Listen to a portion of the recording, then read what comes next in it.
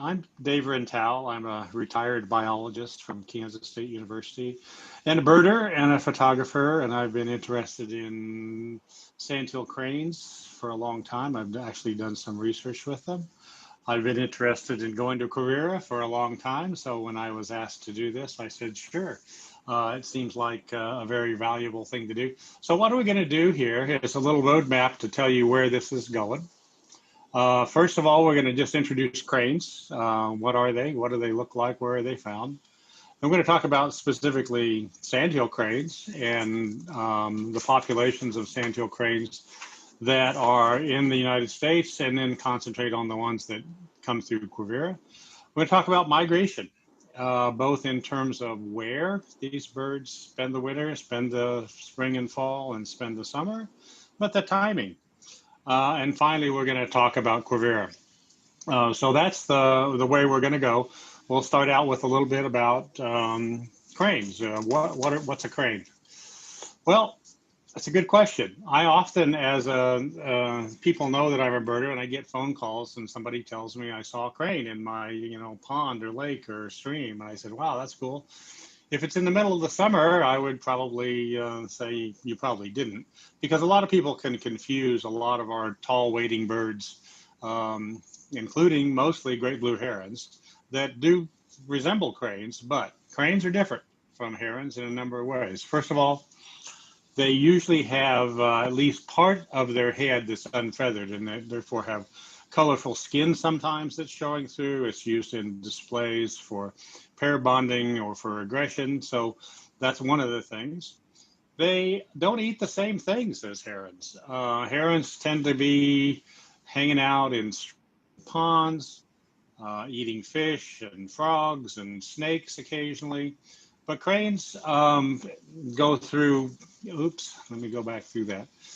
Go through a different lifestyle. They are often in fields, digging up stuff. They eat a lot of waste grain in migration, but in their summer habitat and winter habitat, they will be digging up corms and bulbs and things like that. So they need a heavier bill. They don't have the sort of long, pointy dagger bill that a great blue heron would have.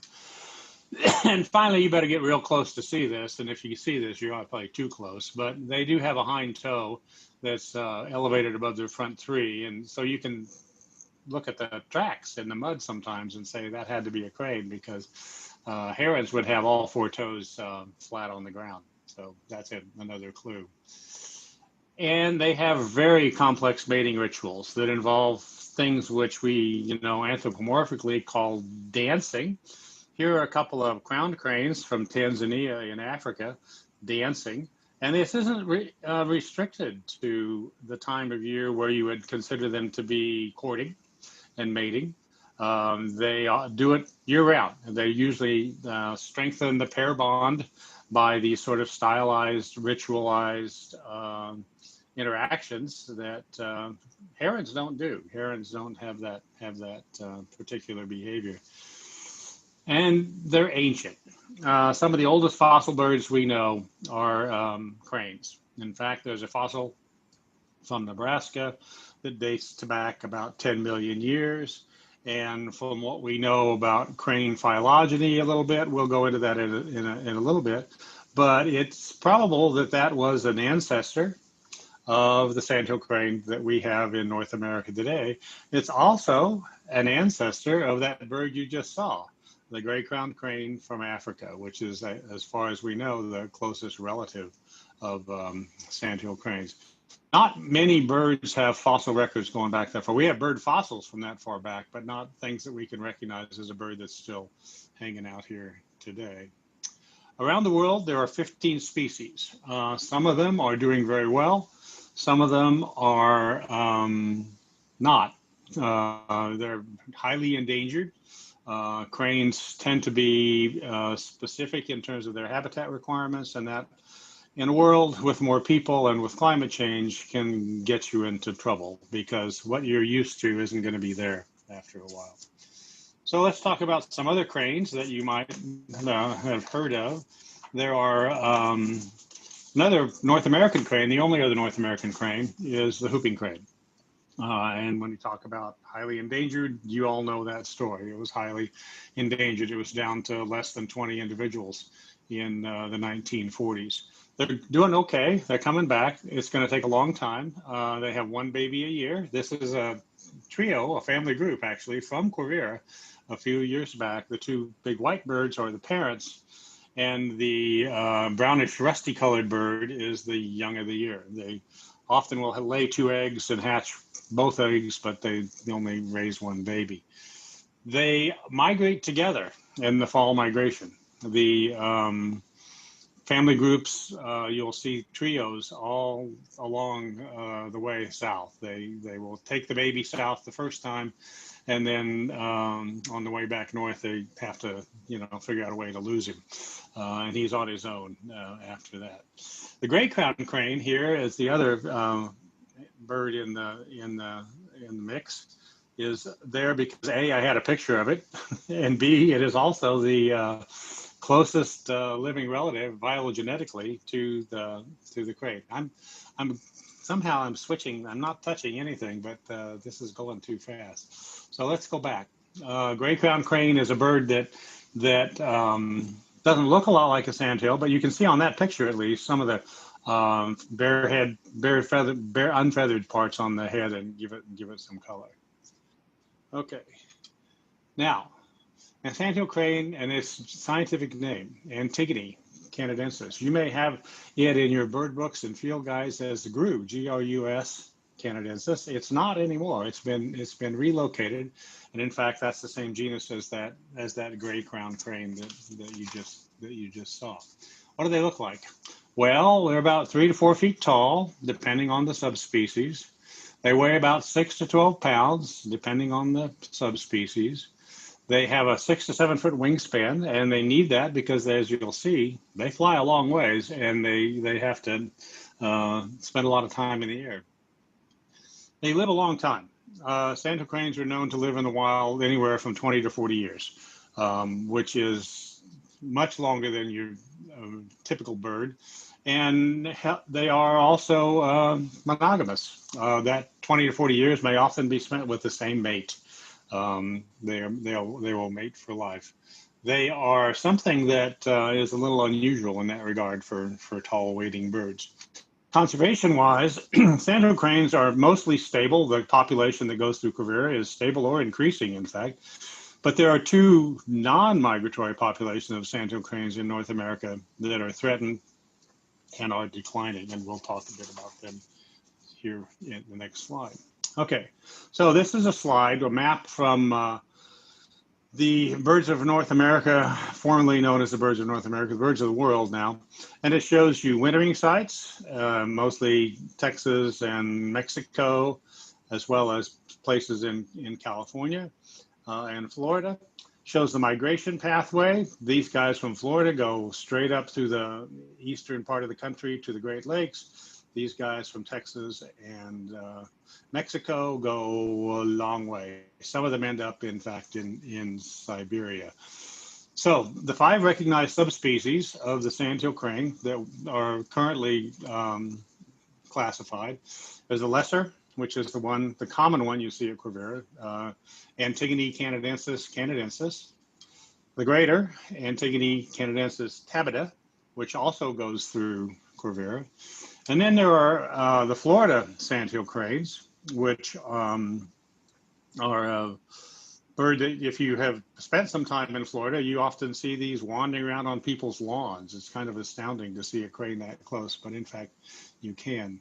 There's a Mississippi sandhill crane, this guy here, Antigone canadensis pulla, which is a sedentary population, and a Cuban sandhill crane, which is also a sedentary population. So there are 3 non-migratory ones. There's the Florida ones. Even though there are some birds that winter in Florida from the Great Lakes, there's some birds that stay there the whole year round. There's these Cuban ones, and there's these Mississippi birds. The migratory populations of the lesser and the greater have separate breeding ranges, but they do mingle with each other in staging areas. This is a staging area along the Platte. These are staging areas for the fall migration across the Dakotas and Minnesota. And they greater sandhill cranes, as we'll see in the next slide, tend to end up here. Lesser sandhill cranes tend to end up here. But when they all come back, they often come back into that part of the world. And these guys, we'll talk about them in a second. Okay, so how do they migrate? This is a paper from 2005, and so it's a little bit out of date, believe it or not. But it is the paper on which the molecular phylogenetics was based. And so what happens? The mid-continent birds, which are the birds we're going to be seeing at Quivira, they breed from eastern Siberia to the Hudson Bay.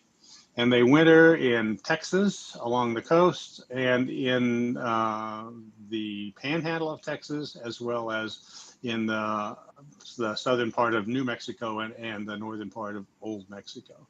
So that's the mid-continent population, the ones that are doing well, and we'll see plenty of them at Quivira. There's a Rocky Mountain population. These are the ones that hang out in the wintertime at Bosque del Apache in New Mexico. If you've ever been there in the winter, it's a pretty cool place to be. And they summer up here in the mountains, basically Colorado, Idaho, Montana, Wyoming, and a little tiny chunk of Utah.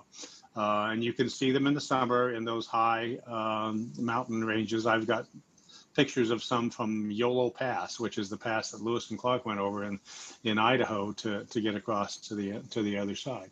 So that's the Rocky Mountain population, and they don't show up at Quivira.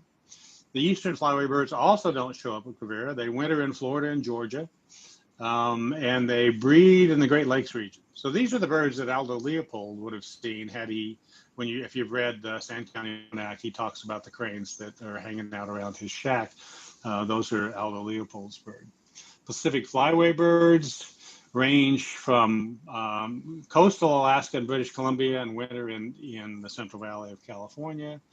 And the Central Valley birds winter in the Central Valley, but breed basically again in the mountains, the intermountainous regions of British Columbia, Washington, Oregon, and Nevada.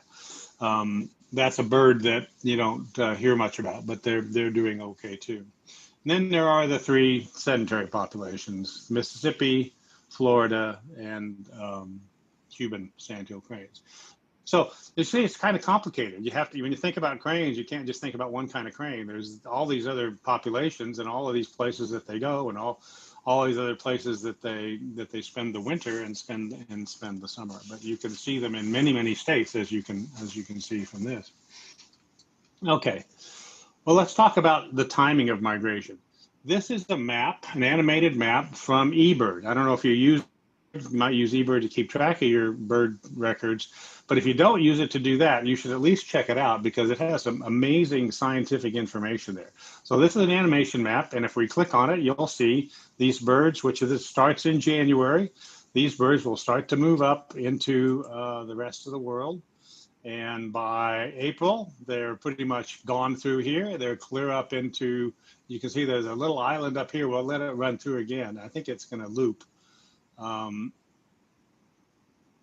You can see that there's this tiny little island all the way up in the Canadian Arctic where they end up, as well as along the coast here and well into eastern Siberia, a couple hundred miles across eastern Siberia.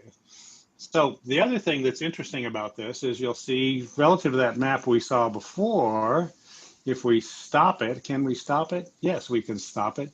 When they come back, they, I can't stop it like I want to stop it. Let's try it over here. Can we move that thing? Yeah, we can move that thing. Okay, let's go. Let's go to December.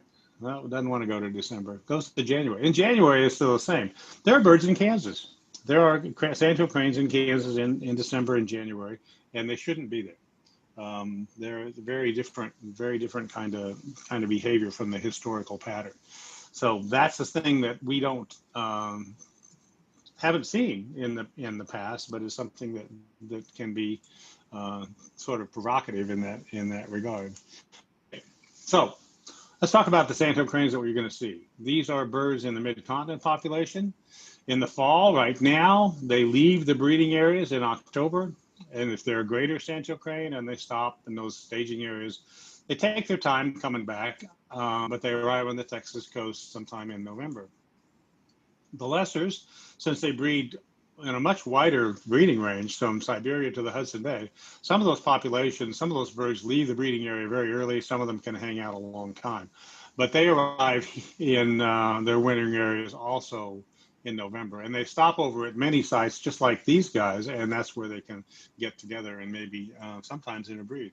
In the spring, there's a lot bigger hurry. Both the graders and the lessers leave their wintering areas in February. They go to the Platte where they get fat. They can put up to 35% of their body weight on in that time, 6 weeks along the Platte River. And they get to the breeding range, depending on where that is. It's May in Siberia and April in most of the rest of the range of these birds. That is something that is still fairly typical, but there are now some exceptions. Right? So, all right, let's talk about Quivira. What's happening at Quivira? Again, these are eBird data. So eBird data that are from Stafford County and Martin County. This is Quivira, this is Cheyenne Bottoms, and it is from the last 5 years, January through December 2015 to 2020. So what do you see? Well, you see the big spring rush here, starting in February and petering out by the middle of March. And you see that they come back and they drag that out a little bit longer. Should start to see birds here pretty quick. In fact, there are birds. There were already cranes at Quivira a week ago, and there'll be more and more and more as November gets closer. So the other thing which is curious about this is you can see there are currently cranes at Quivira or Cheyenne Bottoms for much of the winter, and that's unusual, which are historically not their wintering sites. So these are the same data in a bar graph or a sort of a histogram kind of a thing. From older times, 1990 to 2000, you can see that in the winter there weren't any cranes at those two counties, and now there are. And you can also see that they migrated a little later in those early years relative to what they're doing now. So they're out of there by mid-April. There used to be cranes hanging out some years anyway, up until mid-May, and that we'll talk about that, why that might happen. But it's likely that they get to the breeding grounds in a different time frame now as well, and they leave the breeding grounds, as you can see, earlier than they used to. They start to arrive here relatively quickly. So that's probably climate change. Probably their breeding grounds are opening up a little quicker than they used to. They can bring off a clutch, have young, and start back a little earlier than they used to. So we're seeing not only changes in the wintering populations, but changes in the temporal pattern of crane migration. All righty, so let's sum up and see what we may have talked about. We talked about populations and subspecies, and that they have different life histories, different migratory paths, different places that they go, but they basically go all the way across Canada, Alaska, and well into Siberia. They overlap in the spring and the fall at stopover sites. A big overlap in the spring and a lesser overlap in the fall, just because spring migration is a lot more intense and a lot more hurried. Their migration phenology is changing. They migrate earlier than they used to. They come back earlier than they used to. And they often spend the winters further north than they did. They're not just in Texas anymore. They are actually spending the winter sometimes in Kansas in relatively big numbers. That is a little weather dependent. If it gets really, really nasty, they will head south. But in most years now, they can successfully overwinter at Quivira and Cheyenne Bottoms. And we don't know for sure if they arrive at the nesting sites earlier now, but that's a pretty good guess since they leave here earlier now. Those nesting sites tend to be very, very isolated and very, very full of mosquitoes. So if people want to test that hypothesis, I'd be happy to read the data, but it's not going to be me. It's a long ways up there and difficult to look at. And these changes in the nesting, in the migration phenology and wintering phenology is consistent with what we would predict based on climate change models. Okay, so that's it. I'm also going to show you one last picture. These are Sandhill Cranes at the Audubon of Kansas Sanctuary along the Niobrara in northern Nebraska. Historically, Sandhill Cranes nested in Nebraska. They didn't through much of the 20th century. In 2012, a pair showed up in this wet meadow, and they've been there since. This is a parent, and this is a youngster. And a young crane is called a colt because they're long and leggy, like colts and horses. So that's it. I'm done, and be happy to entertain questions if you have questions.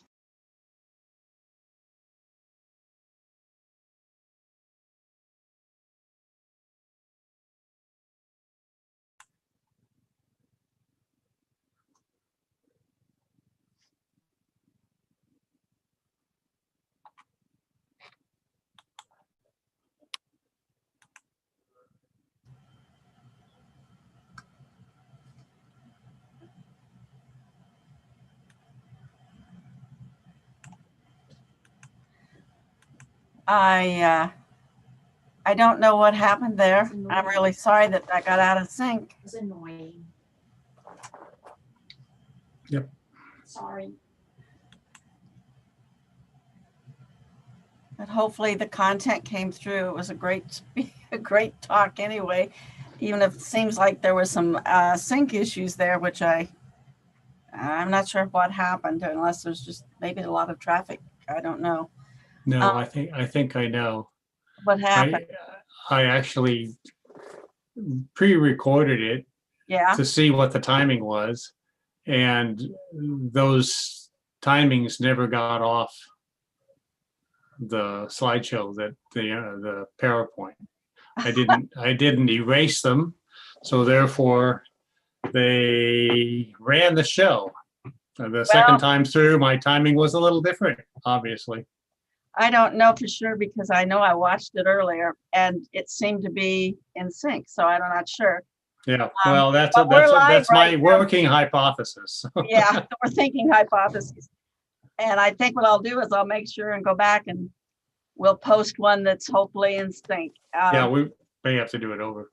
But hopefully some people will now give us some. I'm going to stop the share. So we're going to be coming up here.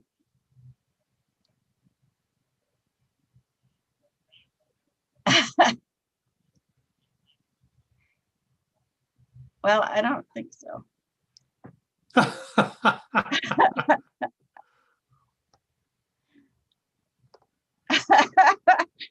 And we're telling everybody about it too, right? Yeah. Yeah. Okay.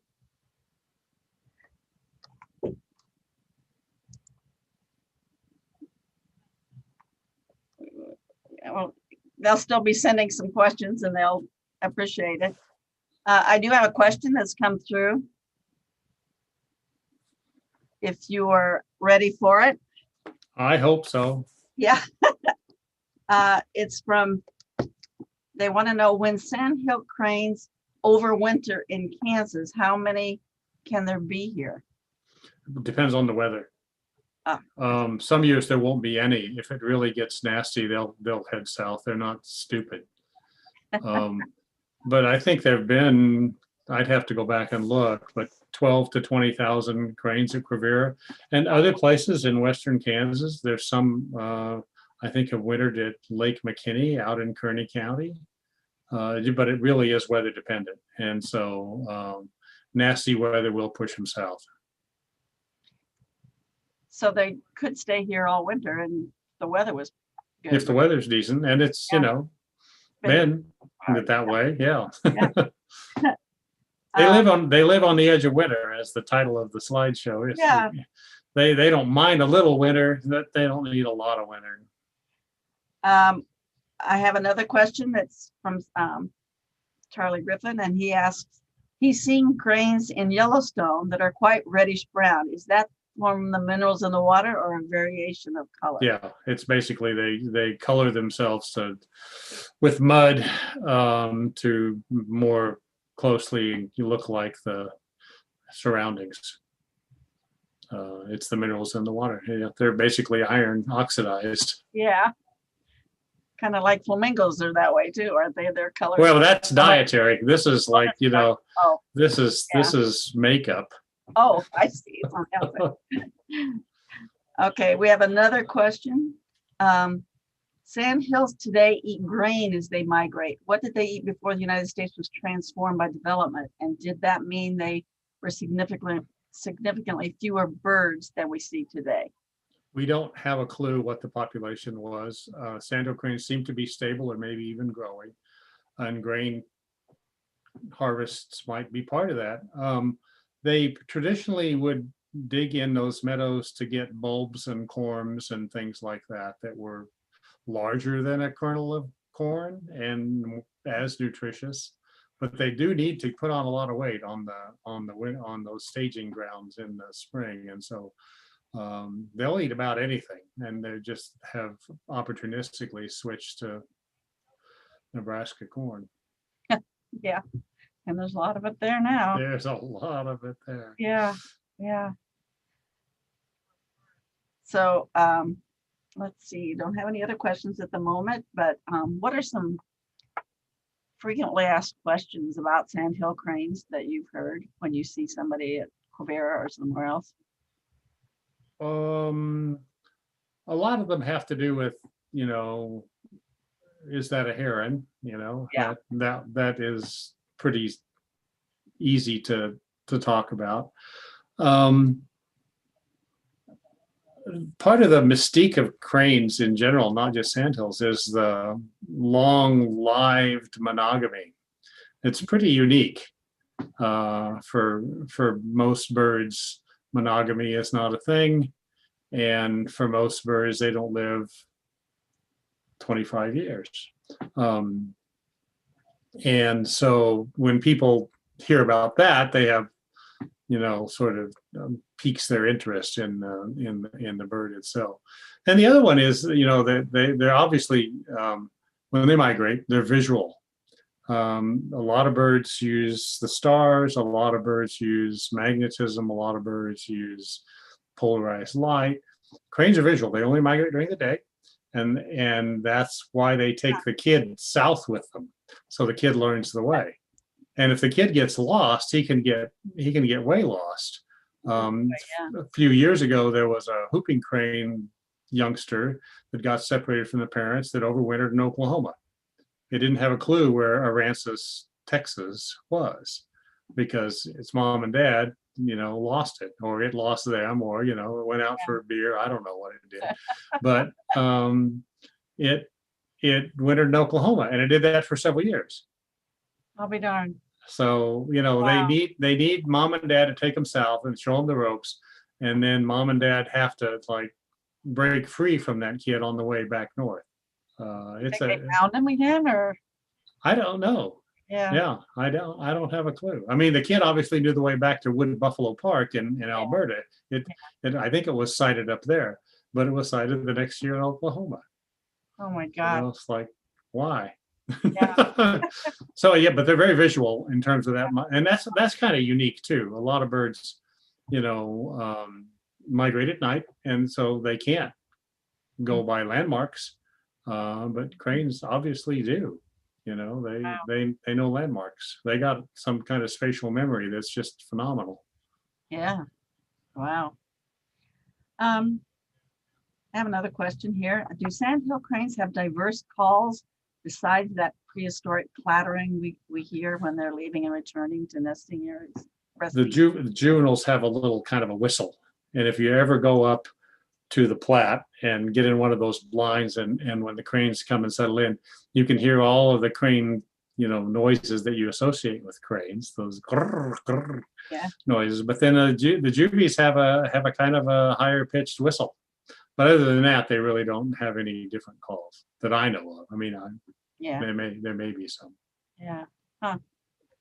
I have another question. They said, do you have any thoughts on how pairs keep track of each other in the massive flocks? No. I mean, since we can't tell them apart, we can't even tell the sexes apart. They obviously know not just who's a girl and who's a boy, but they know who their mate is. Mind-boggling, frankly. Yeah. I just, you know, there may be subtle call, you know, noises that they catch up on, but yeah, I have no idea. and I don't think we'll ever know that, frankly. Yeah. I mean, we can't get into their heads, but that is one of the things that's just absolutely mind blowing about it. Yeah, there's 500,000 birds on the Platte in March, and they know who they're going home with. Gee whiz, that is really, when you think about it. Yeah, You see that huge it's crowd, you're going, astounding. I know. Yeah. Yeah, and how does the kid know that that's mom and dad? Yeah. You know, Yeah. that's another thing. You know, it's crazy. Wow. Is that they don't smell that much, do they? So, I mean. No, most birds don't have very high sense of smell at all. Yeah. Yeah. It's vocal or behavioral or, and you know, birds' visual systems are different than ours. They can see ultraviolet, for example. So there may be some, you know, subtle variations in that. But I mean, we're talking about 500,000 birds, man. I mean, Yeah. uh, you'd have a hard time picking out your husband in a crowd of 500,000 people. Oh, I could probably pick mine out, but Yeah, maybe you like could. the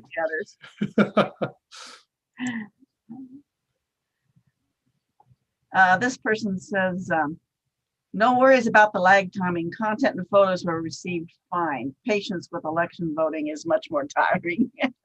That's right. Yeah. Yeah, you've got different kinds of talking heads here now. Yeah, right. Their longevity is amazing. And that long-term population concerns. And he asks, are Sandhill Cranes still hunted in Kansas? Yes. Yes. The only place in the Central Flyway, and that includes Alaska and the Canadian provinces, where they are not hunted is Nebraska. They're hunted in every state on the way south. Wow. Nebraska knows what they've got there. Yeah, I mean, they're making money off of the spring migration, you know, then they're not, but there has been pressure in Nebraska to open a Sandhill Crane season. I mean, it's, you know, it's what it is. Yeah, it's what it is. Yeah. Let's see. Here it says, could you talk more about their mating dances and throwing sticks in the air and that sort of thing? I don't know a lot about that. There's certainly a lot in the literature about that, and not just for sandhills, but for other cranes.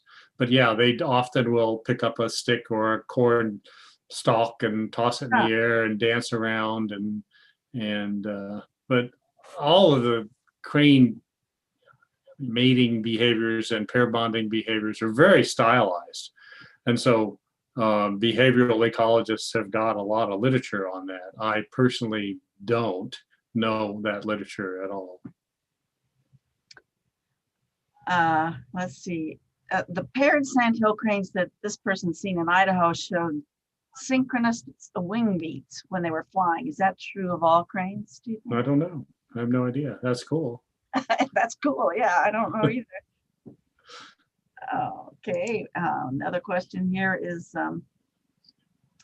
how old are cranes when they reach breeding age? Well, they could theoretically reproduce when they're 2 or 3. Typically, they don't find a mate until they're 7 or 8. Wow. And typically, they're so bad at it that they don't have a baby that makes it south until they're like 9 or 10.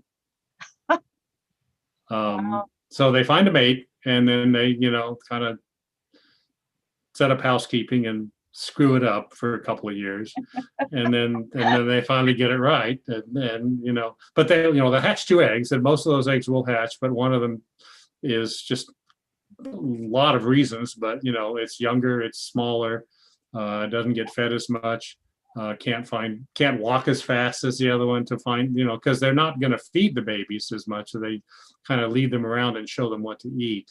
And so the second one, it's fairly rare that they will come south with 2 kids, usually just 1. But it does take them 9 years, 8 to 9 years before they are starting to replace themselves in the population, which is part of the reason why it was really thought to be, the data weren't real clear on that, whether that population was growing or shrinking when Kansas proposed its hunting season.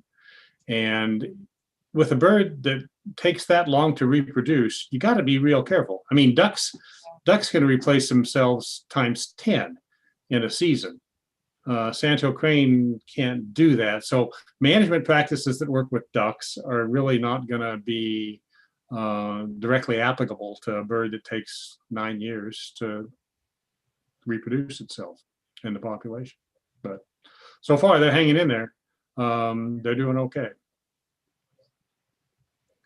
And you've seen quite a few. You were out there last week, Rivera, I believe. Yeah, there were probably 30,000 Sandhill Cranes wow. off the west side of the wildlife drive out. Yeah, that's typically where they tend to spend the night, and then in the morning they head out to wherever the cornfield is.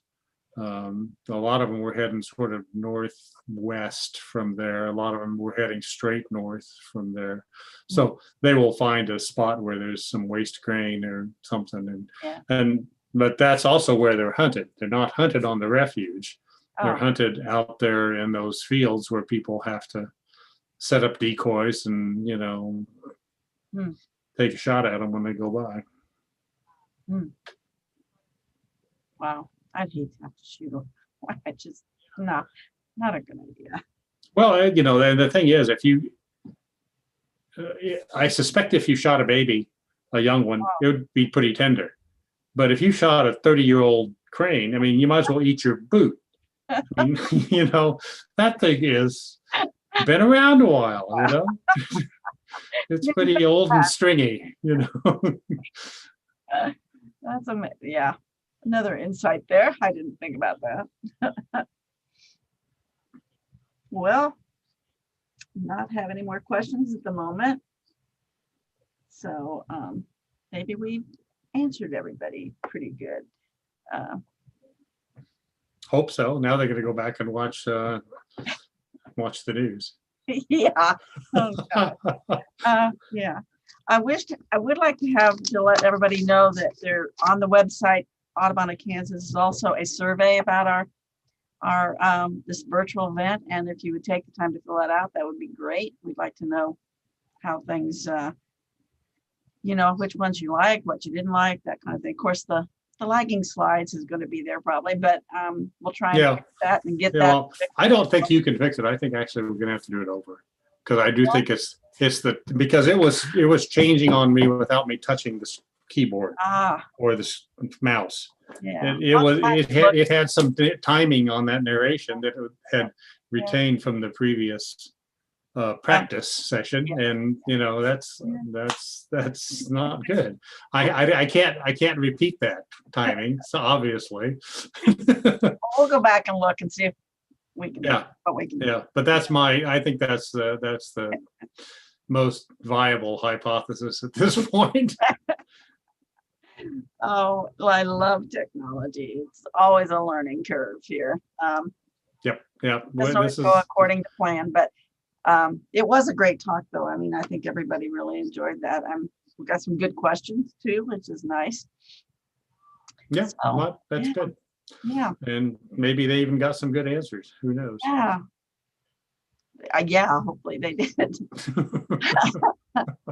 Okay, well, we can say, I guess it was one other thing that I want to make sure people know that these videos are still available. You can still watch them going to the website. They're also public, so I think if you did a search on YouTube, you find them there as well. But they're definitely still accessible, the ones that we've already done, if you go. And then we have 2 great ones coming up on Saturday, so try and join us for that at 11, and then one at 2:30, and that one's about water with Rex. But the one if Saturday will be a great day to go to Quivira, so if you have that opportunity, you should do that. Yeah, if you have the opportunity, yes, definitely. And then watch the videos later. Yeah, absolutely. Because Liz Smith is also really good, because she does, it's all on hooping cranes. She's down in and there are hoopers at Quivira yesterday. I don't know if there's any there today. But last week there's been last week there were 8 or 10, and they're still coming through. Yeah, that's great. Yep. And I thought it was interesting that last year when we had this live event at Quivira, Liz was one of our speakers also, and she saw two hoopers that were tagged, and they were ones that she then saw. Oh, when she got nice. That's her in. sweet. Yeah, Yeah, that's really sweet. That was very nice. Yeah, she reported that. So I thought that was pretty cool. Okay. Yeah. Well, Okay. I think we're done here. Our work is Okay. done. Well, thank you. You Well, have, thank you very much. We really appreciate you taking the time to do this, and we'll see if we can fix that video. But okay. Talk to you later. evidently it was still informative. So yeah, Okay. Okay. Bye-bye. thank you.